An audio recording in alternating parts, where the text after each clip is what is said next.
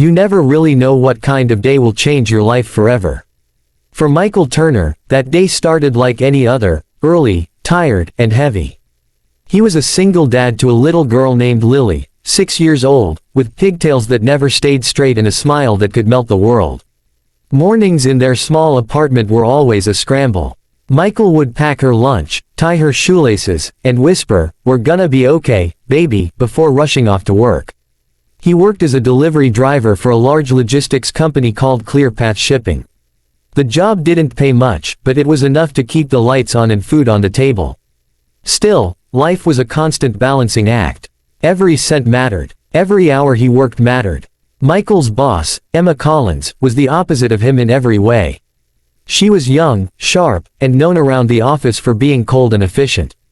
People said she'd risen fast in the company because she didn't let emotions cloud her decisions. Numbers, results, and deadlines, that was all she cared about. Michael respected her, but he didn't like her much. Not because she was mean, but because she seemed unreachable. Like she lived in a world of glass, untouchable, perfect, and alone. But life has a way of breaking even the strongest glass. The day it all fell apart. It was a rainy Thursday when Michael got called into her office. He walked in with damp boots, trying to shake off the drizzle, and saw her sitting behind that massive oak desk, face expressionless. "Michael," she began, her tone clipped, "please sit down." His stomach dropped. She sighed. "The company's restructuring. We're cutting down delivery staff. I'm sorry, but your position is being terminated effective today." Michael blinked. "Wait, what? Ms. Collins, please, I need this job. My daughter." "I understand," she interrupted, her voice softening for just a second. "I wish there were another way. But it's out of my hands." Michael tried to hold himself together, but his voice cracked. "You don't understand. I can't afford rent without this. Please, at least give me a few weeks." Emma looked down, avoiding his eyes. "I'm sorry." And that was it. He walked out of that office with a thin envelope of paperwork and a heart that felt like it had been punched through. That night, as Lily slept beside him, Michael stared at the ceiling, wondering how he'd tell her that Daddy didn't have a job anymore. Life after the fall. Weeks passed, and the weight grew heavier. The bills piled up. Michael sold his old car just to cover rent. He picked up odd jobs, painting fences, delivering food, anything he could find. Through it all, Lily never complained. She'd draw him pictures of happy days, with bright suns and smiling stick figures, whispering, "It's okay, Daddy. We'll be fine." But one night, after tucking her in, Michael broke down in the bathroom. He felt like he was failing, like he was fighting an ocean with a paper cup. He never blamed Emma personally, but a small part of him couldn't forget the look in her eyes when she fired him. Cold, detached. He tried to move on. But life had other plans. The night of the accident. It was a cold winter evening, a few months later. Michael was driving home from a late shift at a diner. Snow was falling lightly, frosting the roads. Ahead, he saw flashing lights. A car had crashed into a roadside barrier. Instinct took over. He pulled over and ran toward the wreck. Smoke was rising from the hood, the driver slumped over the wheel. He yanked open the mangled door, coughing through the smoke. "Hey, can you hear me?" The woman stirred weakly. "Help, please." Michael's heart jolted. He recognized that voice. It was Emma. Her face was cut, blood trickling down her forehead. The car was leaking fuel, and flames were starting to flicker near the engine. Without thinking twice, Michael unbuckled her seatbelt, lifted her out, and carried her away from the vehicle just seconds before it exploded into flames. He laid her down on the snow-covered ground, cradling her head. You're okay. Stay with me." Her eyes fluttered open. Michael," she whispered, dazed. He nodded, his voice trembling. "Yeah, just hold on." The ambulance arrived minutes later. The paramedics took over, and as they lifted her into the vehicle, she reached for his hand. "Thank you," she murmured before passing out. A life saved, and a heart awakened. Emma spent weeks in the hospital recovering from multiple fractures and internal injuries. The company sent flowers, colleagues visited, but no one knew the man who had saved her life, until she asked. When she learned it was Michael Turner, the man she'd fired, something inside her broke. She couldn't stop thinking about it.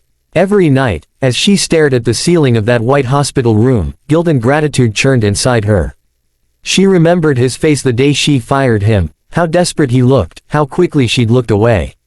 Now, that same man had risked his life to save hers. When she was finally discharged, she made a decision. The knock at his door. It was a Saturday morning when Michael heard a knock. He opened the door, surprised to see Emma standing there, her arm in a sling, a bouquet of white lilies in her other hand. "Emma, what are you doing here?" She smiled softly. "Can I come in?" He hesitated, then nodded. Lily peeked out from behind him, curious. "This must be Lily," Emma said gently. "Hi, sweetheart." Lily grinned shyly. "Hi." They sat in the small living room, surrounded by crayon drawings and the smell of pancakes. Emma looked around, humble, warm, full of love. It made her throat tighten. "Michael," she began, "I owe you my life. And, I owe you an apology." He shifted uncomfortably. "You don't owe me anything. Anyone would have done the same." "No," she said firmly. "Not everyone would have risked their life for someone who hurt them." He looked down. "I couldn't just leave you there." She took a deep breath. "You lost your job because of a decision I made without even trying to understand your situation. I thought I was being a good leader by staying detached. I was wrong." Tears welled in her eyes. "You showed me what real humanity looks like." Michael didn't know what to say. He'd never seen her like this, so human, so vulnerable. Emma continued, "I want to make things right. The company owes you more than a thank you. I spoke to corporate. We want you back, on a permanent contract, with a promotion." Michael's eyes widened. "Emma, She smiled. "No, thank you. You saved more than my life that night. You reminded me what really matters. A new beginning." Michael returned to clear path, but things were different this time. Emma wasn't the same boss she'd once been. She greeted employees by name. She listened. She cared. Under her leadership, the workplace felt lighter, kinder. And as for Michael, he found stability again.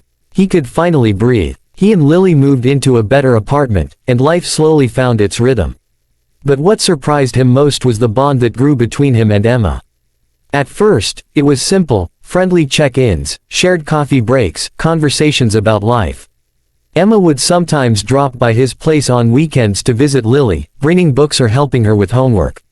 Lily adored her. She'd call her Auntie Em, which always made Emma laugh. For the first time, Emma felt what she'd missed all her life, a sense of family. Healing hearts. One evening, months later, the three of them were sitting on the couch watching a movie.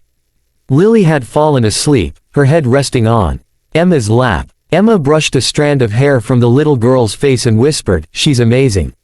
Michael nodded. "She keeps me going." Then, after a moment, he said quietly, "I used to be angry, you know.